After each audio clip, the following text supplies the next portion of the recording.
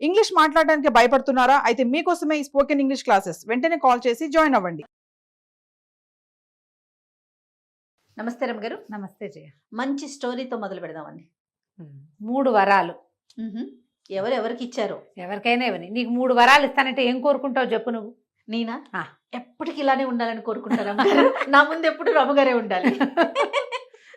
ఇలా స్టోరీలు వింటూ వింటూ వింటూనే ఉండాలనుకుంటారు. ఒక్కళ్ళు కోరుకుంటారు కదా, వాళ్ళ వాళ్ళ ఐడియాలజీని బట్టి. అంతే. ఇది ఆ కథ అనమాట. చందమామ కథ ఇది. పూర్వం ఒక పల్లెటూరులో భార్య భర్త ఉండేవాళ్ళు. వాళ్ళకు చంటి పిల్లాడు కూడా ఉన్నాడు. కొంచెం పెద్దవాళ్ళు వీళ్ళు, కాస్త 30 దాటాక పుట్టాడు పిల్లాడు. అమిత పోదపర్లు వాళ్ళు, అమిత పిసినార్లు, చాలా జాగ్రత్తగా ఉండేవాళ్ళు. ఎవరైనా ఇంటికి వస్తే చాలా వాళ్ళని మంచినీళ్ళు ఇచ్చి పంపించేసేవాళ్ళు, కానీ ఏమైనా పెట్టడాలు గిట్టడాలు చేసేవాళ్ళు కాదు. ఒక ఏదైనా మినపప్పు కడిగేటప్పుడు ఒక బద్ద పోకుండా, తెల్ల బద్ద పడకుండా చేసేది ఆవిడ. ఓ చిటికడి పంచదార వృధా కాకూడదు, ఓ గుప్పెడి బియ్యం వృధా కాకూడదు, ఓ 4 మెతుకులు ఉంటే మర్నాడు పొద్దుట నీళ్ళు పోసి పెట్టుకునైనా తినాల్సిందే. అలా చాలా శ్రద్ధగా, చాలా జాగ్రత్తగా, చాలా పొదుపుగా సంసారం నడుపుకునేవాళ్ళు. చాలా కాలం పెళ్ళి ఎప్పుడో అయింది వాళ్ళకి. 10-12 ఏళ్ల పాటు పిల్లలు పుట్టక ఓ పిల్లాడు పుడితే, ఈ చంటివాడికి మీసాలు ఎప్పటికొస్తాయో, మీసాలు వచ్చాక నేను సుఖపడతాను అనుకునేవాడు ఆయన. పుట్టిన చంటాడికి ఎప్పటికి రావాలి మీసాలు బుజ్జివాడికి, అలా అనుకునేవాడు. వాడికి 10 నెలలు 8-9 నెలల్లో ఉండగా ఒకరోజు మంచి వాన పడుతుంది. వీళ్ళు పొద్దున్న రాత్రి ఏం వండుకోకుండా పొద్దుటితో 2 గుప్పెళ్ళు అన్నం ఉంటే కాస్త చారు పోసుకుని ఓ రొట్టె ఏదో చేసుకుని తినేశారు. పొద్దున వార్చిన గంజి ఇక చల్లగా ఉంది, రాత్రి ఎందుకులే పదే బాత్రూమ్కి వెళ్ళాల్సి వస్తుంది, రాత్రిపూట గంజి పోసుకోకూడదు, రేపు పొద్దుటికి పోసుకుందామని గంజిలో ఈ మిగిలిన అన్నంలో ఓ గుప్పెడేసి ఓ పక్కన పెట్టుకుంది. ఒక 11 గంటలు, 10:30-11 గంటలకి ఎవరో తలుపు కొట్టారు. సరే తలుపు తీశారు కదా, ఒక సాధువు, బిచ్చగాడు, బైరాగి, సన్యాసి ఆ మధ్య రకంగా ఉన్నాడు ఒక ఆయన.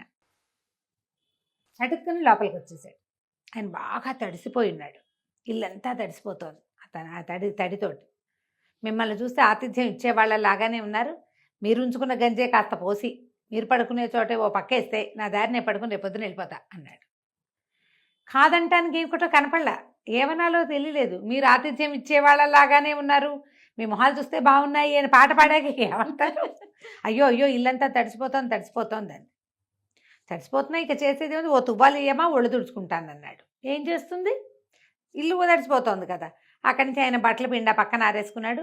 ఈవిడ తువ్వాలు ఇచ్చింది, మొహం తల ఒళ్ళు తుడుచుకున్నాడు, ఓ గావంసా ఇచ్చింది కట్టుకున్నాడు. ఇంకేం చేయలేరు వాళ్ళు, అట్టటివి కూడా వేస్ట్ చేయరు పాపం, ఏమి చేయలేకపోయారు. అక్కడి నుంచి వేడివేడిది కాకపోతే చల్లడిదైనా దాచిన గంజి ఇవ్వమ్మా అన్నాడు. అంటే దాచింది తెలుసు ఈయనకి. దాచిన గంజి అన్నాక లేదు అని ఎలా అంటాం, అసలు ఆయనే చెప్పేస్తున్నాడు.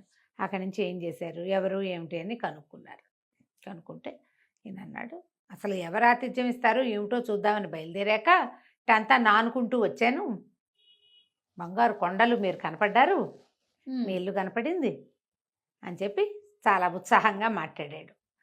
పిల్లాడికి ఎంత వయసు, మీకు ఎంత వయసు, ఇల్లు ఏమిటి, వాకిలు ఏమిటి, ఏముంది ఏమి లేదు అన్నీ కనుక్కున్నాడు. అంతా కనుక్కుని సరే ఆవిడ ఇంకేం చేస్తుంది, గంజి రేపొద్దుటికి బ్రేక్ఫాస్ట్ ఉంచుకున్నది ఇచ్చేసింది, తాగేశాడు. పక్కేయమ్మా అన్నాడు. ఓ కుంపటి వెలిగించి పెట్టుకున్నారు. ఉయ్యాల్లో చంటివాడు ఉన్నాడు. వీళ్ళిద్దరికీ చెరుకో మంచం ఉంది భార్యాభర్తకి. ఆయనకు కూడా ఓ పక్కేశారు. వెచ్చడి దుప్పటి నువ్వు ఇవ్వకపోతావా ఇంత చల్లో అన్నాడు. చచ్చినట్టు పాత బొంత చిరుగుల బొంత వేద్దామన్నా కుదరలా, ఏదో ఇచ్చింది, అవి కప్పుకొని పడుకున్నాడు. తెల్లవారింది. లేచేశాడు, పక్కా దుప్పటి మడత పెట్టేశాడు.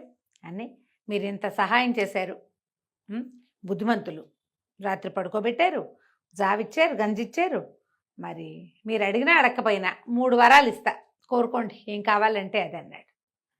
ఈ కోరుకోండి అనేసరికి అంతకుముందు ఇట్లా ఒగ్గుగా ముసిలిగా ఒక రకంగా ఉన్న ఆయన రాత్రి ఉన్నట్టుగా ఇప్పుడు లేడు, కొంచెం దిట్టంగా కనపడుతున్నాడు. మనిషి కొంచెం సాగినట్టున్నాడు, మొహంలో ఏదో వికాసం కూడా వచ్చింది ఆయనకి. 3 వరాలు అడిగేసరికి వీళ్ళు బాగా ఆలోచించారు. ఇద్దరు ఆలోచించి ఏం చేద్దాం అని అనుకున్నారు. ఈయన ఏమనుకున్నాడు, ఈయనకి ఎప్పటి నుంచో కోరిక ఏమిటి, చంటివాడికి మీసాలు రావాలి, నాకేం కోరికలు ఉన్నాయండి, కోరికలు ఏం లేవు. నా చంటి అడిగి మీసాలు వస్తే చాలు. ఈవిడేం కోరుకుంది, ఏది ముట్టుకుంటే అది ఇంత బారైపోవాలి అని కోరుకుంది.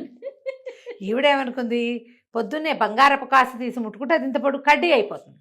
ఏ బెండకాయో ముట్టుకుంటే ఒక బెండకాయ ఇంత బారు సాగిపోయి ఒక పూటకు సరిపోతుంది. వంకాయ ముట్టుకున్నా, వంకాయ ఇంత పొడుగు అయిపోయింది. 10 వంకాయలు దొరకకుండా ఓ వంకాయ దొరుకుంటే కూర అయిపోదు. తోటకూర కాడ ఇంత ఉంటుంది, దాన్ని పుచ్చుకుంటే 10 కాడల సైజు అయిందనుకో, ఒక్క కాడే సరిపోతుంది. బంగారు కాసు పుచ్చుకుంటే ఇంత అయిపోతుంది. అవి ఊహించుకుని నేను ఏది ముట్టుకుంటే అది సాగిపోవాలి అని కోరుకుంది. అయిందా? ఆయన ఏం చేశాడు, అలాగే ఈ 2 కోరికలు తీరాక మీకు నచ్చితే 3వ వరం కూడా ఇస్తానే అని చెప్పి వెళ్ళి వాకిట్టు కూర్చున్నాడు.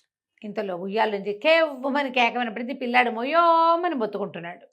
తీరా చూస్తే 10వ నెల చంటి పిల్లాడికి పెద్ద పెద్ద బొంగ మీసాలు వచ్చేసి ఆ మీసాలు గుచ్చుకుని మొయ్యో కొయ్యోమని వడిగి ఏడుపు.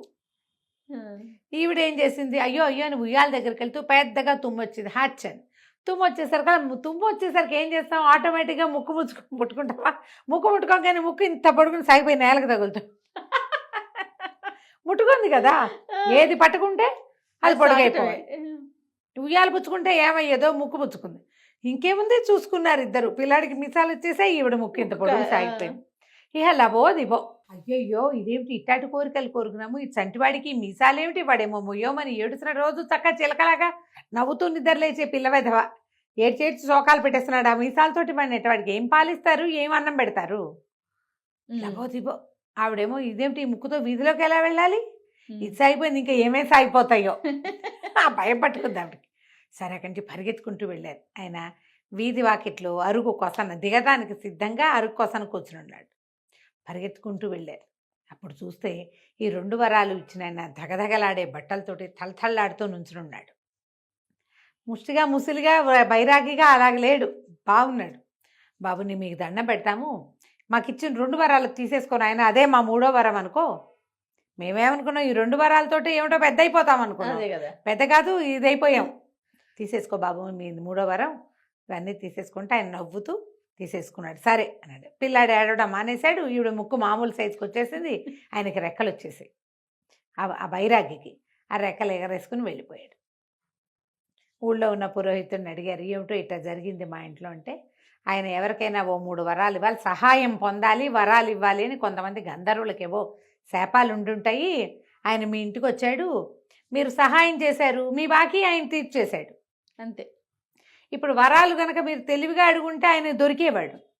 కానీ ఇవి మళ్ళీ వెనక్కిపోయే వరాలి, అందుకని ఆయన ఒక దెబ్బకే వెళ్ళిపోయాడు అవతలకి అని చెప్పారు. ఇక వీళ్ళు చేసేదేముంది, ఇంటికి వచ్చిన గంధర్వుడితోటి పిచ్చి వరాలు 2 అడిగి ఆ పిచ్చి వరాల్ని పిచ్చి అవకాశాలు తీసుకున్న 2 వేరే అవకాశాలని సరి చేసుకోవడానికి 3వ అవకాశాన్ని తీసుకుని ఓ దండం పెట్టి ఊరుకున్నారు. ఆయన కాస్త వెళ్ళిపోయాడు. వీళ్ళు యథాప్రకారం మామూలుగా జాగ్రత్త జీవితాలతో ఉన్నారు. కథ కంచికి మనం ఇంటికి. చాలా బాగుంది రమ్మ. కానీ నిజంగా అలాంటి అవకాశం ఉంటే వెంటనే చెప్పలేకపోతాం రమ్మగారు. నీకేం కావాలి అని అడగంగా అంటాం పైకి, తీసుకోవాలి, అది తీసుకోవాలి, ఇది తీసుకోవాలి, నానా ప్రశ్నలు అనమాట. వెంటనే కళ్ళు పైకి వెళ్ళిపోతాయి. మనకి ఏం కావాలి, అసలు నీకేం కావాలి అని అడిగినా కూడా చాలా మంది జయ నీకేమి ఇష్టం అని అడిగితే చెప్పలేరు జయ. నిజంగా ఎక్కడ నువ్వు హ్యాపీగా ఉంటావు అనే ఫీల్ని ఎక్స్ప్రెస్ చేయలేకపోతారు. ఇప్పుడు సినిమాటిక్గా నేర్చుకున్నారు కానీ జనాలు నిజానికి రాదు. అవన్నీ ఒక లిస్టు పెట్టుకుని ఎవరిని అడిగితే చెప్పడానికి రాసి పెట్టుకుంటున్నారు. నిజంగా ప్రశ్న అడిగితే అసలు నీకేం కావాలి అని అడిగితే చెప్పలేకపోతాం. మీకేం కావాలి రమ్మగారు? తెలియజేయ నాకు కూడా కదా రమ్మగారు. అసలు మనకి ఏం కావాలి అనే విషయం క్లారిటీ లేదు. మనం నిజం అనుకుంటున్నా నేను, నాకు అది కావాలి అని నేను చెప్పలేను. అది వచ్చాక ఇంకోటి అయితే లేదనిపిస్తుంది కదా. మారిపోతూ ఉంటాయి, మానవ సహజమేమో. అంతే, ప్రయారిటీస్ మారిపోతుంటాయి కదా, కోరికలు మారిపోతాయి. రైట్ రమ్మగారు. నమస్తే. నమస్తే.